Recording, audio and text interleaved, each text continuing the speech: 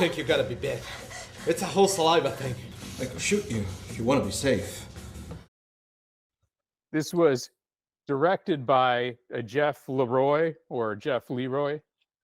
who also directed Eyes of the Werewolf and a few other things that we have seen that are worthwhile entertainment-wise, I think.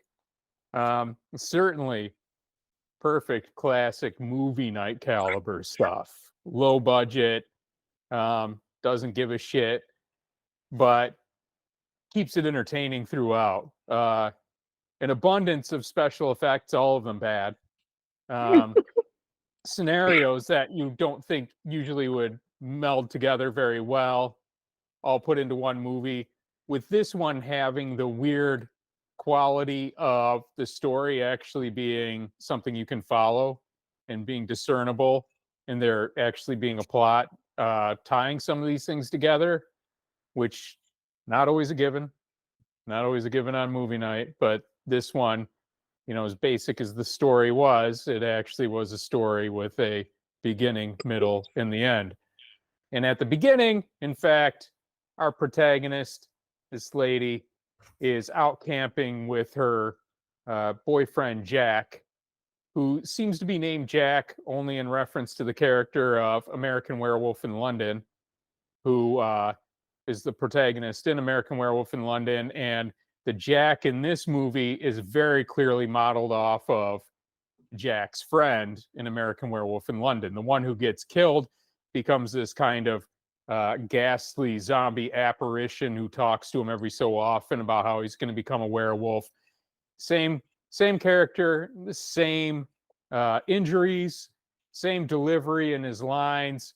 He's also following around his girlfriend, telling her she's going to become a werewolf.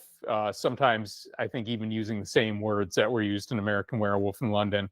But they're out camping. He gets attacked by a werewolf, gets bitten, gets mauled, gets killed, and she gets bitten, but she manages to light the werewolf on fire from a log from the campfire.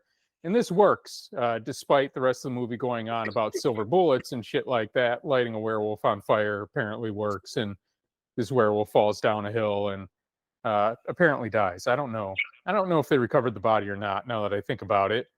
But whereas the typical movie night movie would probably have her going to prison completely separate of the death of her boyfriend without thinking of incorporating those two things together, this movie ends up being at a higher caliber because she goes to prison accused of the murder of her boyfriend. So it actually all does tie together.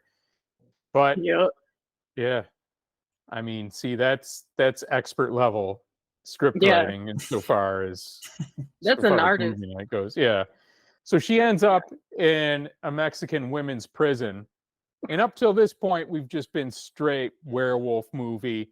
But as soon as she's in the women's prison, she wakes up naked with a mostly naked nurse telling her that she needs to peer into her vagina.